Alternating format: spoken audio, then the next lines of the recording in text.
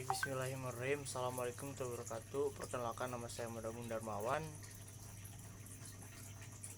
Dari kelas 2C, saya akan mereview kembali pertemuan ke-7 Hukum Pidana oleh dosen Profesor Dr. Haji Henin Nuraini SMH dan asisten dosen Dr. M. Rendi Aridayandi SMH. Tinjauan terhadap teori kausalitas.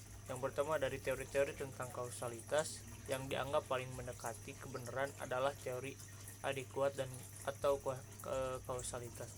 Tetapi untuk menggunakan teori ini perlu mendapatkan penambahan, yaitu adanya unsur kesalahan dari pelaku dalam melakukan perbuatan atau kegiatannya. Nah, oleh karena itu teori dari von Kris ini dianggap sesuai dengan jiwa hukum pidana, yaitu dapat melindungi kepentingan hukum terhadap perbuatan yang hendak memperkosanya. Atas dasar itu, hukum pidana harus membuat pagar atau aturan terhadap tindakan atau perbuatan yang mendatangkan kerugian. Kelemahan teori ini adalah terlalu banyak menggunakan istilah yang tidak terang atau kurang jelas, seperti kata-kata kadar, biasanya, atau pengalaman manusia pada umumnya, dan lain-lain. Nah, teori kausalitas dalam hal tidak berbuat muncul dalam delik omisi dan delik commissionis per omnissionem commissa, yaitu delik yang dilakukan dengan cara tidak berbuat.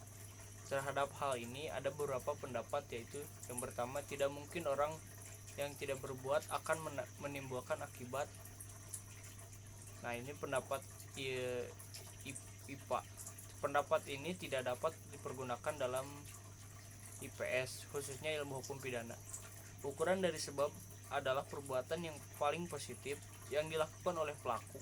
Sebab adalah sesuatu yang dilakukan, jadi teori ini juga tidak dapat diterima dalam hukum pidana karena bukan yang paling positif yang menjadi ukuran, melainkan yang ada hubungannya antara sebab dengan akibat. Baik, sekian dari saya. Assalamualaikum warahmatullahi wabarakatuh.